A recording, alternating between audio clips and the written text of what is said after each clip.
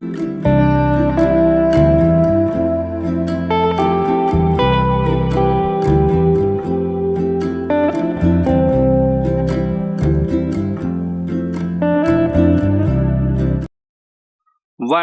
2, 3 start. पश्चिम बंगाल की राजनीति और हिंसा जैसे एक दूसरे का पर्याय बनते जा रहे हैं। जिस दिन वहां पंचायत चुनावों की तारीख घोषित हुई, उसी दिन से हिंसा शुरू हो गई और अब तक वहां 45 लोगों के मारे जाने की खबर है। नामांकन से लेकर मतदान और मतगणना के दिन तक हिंसक झड़पें होती रही। जैसा कि पश्चिम बंगाल चुनावों में देखा जाता रहा है, मतदान और नतीजे आने के बाद तक हिंसा की घटनाएं होती रहती हैं। पंचायत चुनाव में भी इसका सिलसिला अभी बने रहने की आशंका है। मतगणना के वक्त विभिन्न जगहों पर विभिन्न राजनीतिक दलों के कार्यकर्ताओं के बीच हिंसक झड़पें हुई और 6 लोग मारे गए। पंचायत चुनाव में वहां व्यापक हिंसा की आशंका पहले ही जताई जा चुकी थी, जिसके मद्देनजर बड़े पैमाने पर राज्य सुरक्षा बल और केंद्रीय बलों की तैनाती की गई थी। फिर भी हिंसक घटनाएं नहीं रुकी, तो इसमें किसे दोष देना चाहिए? अब राजनीतिक दल एक दूसरे पर आरोप प्रत्यारोप लगाने में जुट गए हैं। कांग्रेस और भाजपा राज्य सरकार को इसके लिए दोषी बता रही है, तो सत्ताधारी तृणमूल कांग्रेस का आरोप है कि भाजपा के उपद्रवी कार्यकर्ताओं ने हिंसा का माहौल तैयार किया और तृणमूल कार्यकर्ताओं को निशाना बनाया।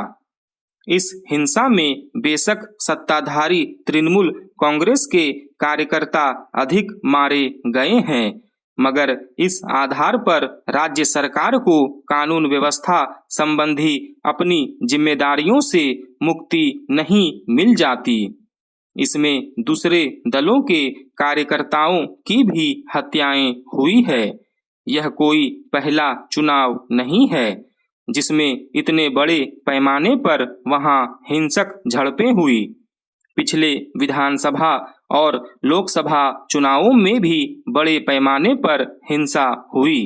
यह समझ से परे है कि आखिर पश्चिम बंगाल में राजनीतिक दलों और उनके कार्यकर्ताओं का लोकतांत्रिक प्रक्रिया पर भरोसा इतना कमजोर कैसे होता गया है कि वे कानून व्यवस्था को धत्ता बताते हुए अपने ढंग से मतदान कराने पर उतारू हो जाते हैं। वहां कोई भी राजनीतिक दल ऐसा नहीं दिखाई देता जो अपने कार्यकर्ताओं को राजनीतिक हिंसा से दूर रहने का अनुशासन सिखाता हो, बल्कि अब तो लगता है कि वहां के मुख्य प्रतिद्वंदी दल सिद्धांतों के बजाय बाहुबल के जरिए मतदाताओं को अपने पाले में खींचने में ज्यादा यकीन करते हैं।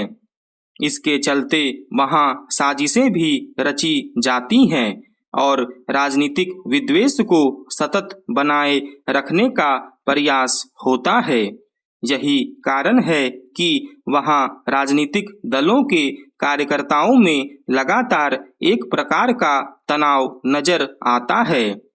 राजनीतिक दल किस प्रकार अपने कार्यकर्ताओं की हिंसक गतिविधियों को उचित ठहराने और उन्हें प्रोत्साहित करने का प्रयास करते हैं, इसका उदाहरण कुछ साल पहले मुख्यमंत्री ममता बनर्जी ने दिया था।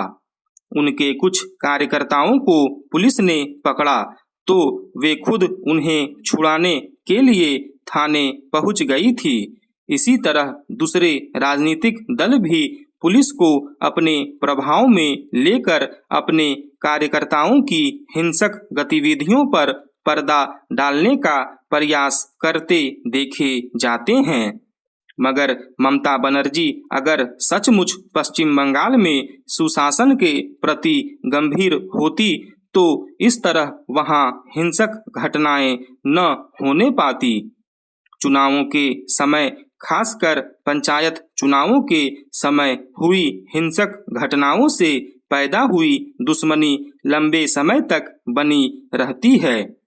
इस तरह बदले की भावना से नई हिंसक घटनाओं की संभावना भी पलती रहती है।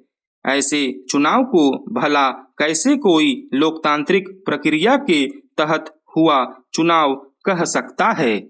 स्टॉप।